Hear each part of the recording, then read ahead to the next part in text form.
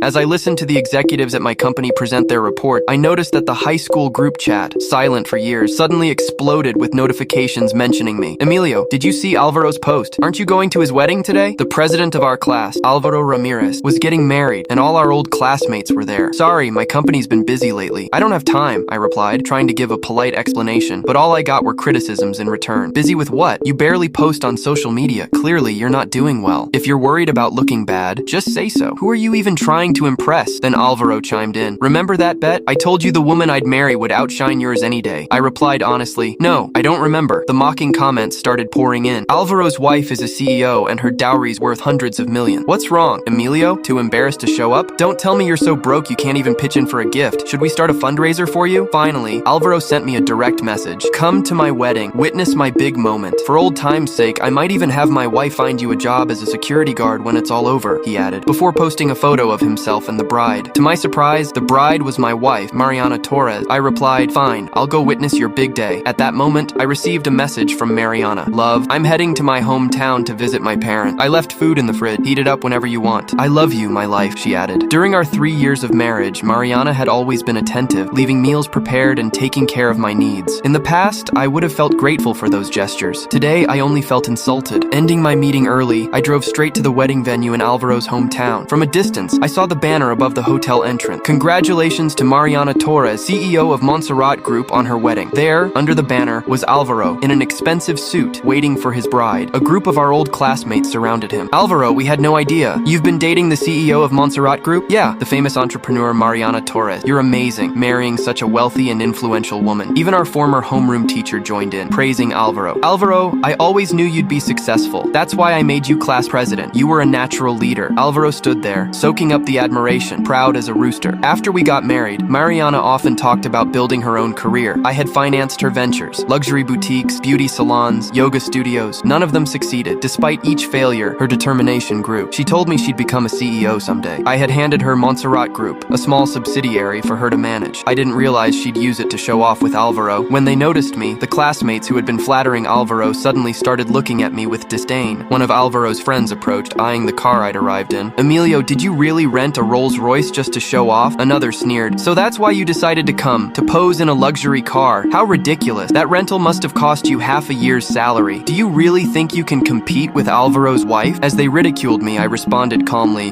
this is my car. Alvaro approached me, his face full of anger. Without warning, he punched me. This car belongs to my wife. You're the guy she's been secretly seeing behind my back, aren't you? A parasite, driving my wife's car to my wedding. How shameless can you be? The sudden blow knocked me to the ground, and my old classmates stared in disbelief. Alvaro, is this really your wife's car? Someone asked. Alvaro gave a proud smirk. Why would I lie? He pulled out his phone and showed some photos of him and Mariana. They were posing intimately together. Some pictures taken inside the car and others on the hood with the license plate clearly visible. The crowd immediately reacted with surprise. So it's true. That means Emilio is definitely living off someone else's wife. Alvaro shot me a cold glare. No wonder you've been so quiet on social media all these years. Turns out you're nothing but a parasite. The others quickly joined in. Emilio, you always seemed so well put together. I never thought you'd fall so low. I used to think he was the high school heartthrob, but now, a total disgrace. It's pathetic, really, acting all reserved when you're just living off a rich woman. Even our former homeroom teacher seemed disgusted. Emilio, never tell anyone I was your teacher. I don't associate with people without principles. The murmurs and criticisms from the crowd attracted more onlookers, many of them taking photos and recording videos. The crowd's judgmental stares burned into me as I got up, brushing off the dust from my clothes. Their whispers grew louder, accompanied by mocking laughter, and Alvaro stood smugly at the center of it all, basking in the attention. One of Alvaro's friends approached the car with a sneer, leaning in to inspect it. Hey Alvaro, this car screams money. Emilio's definitely been using your wife's wealth to flaunt. Alvaro smirked, stepping closer to the Rolls Royce. Absolutely. A man like him doesn't deserve anything this luxurious. Without hesitation, Alvaro pulled out his keys and began scratching words onto the door of the car.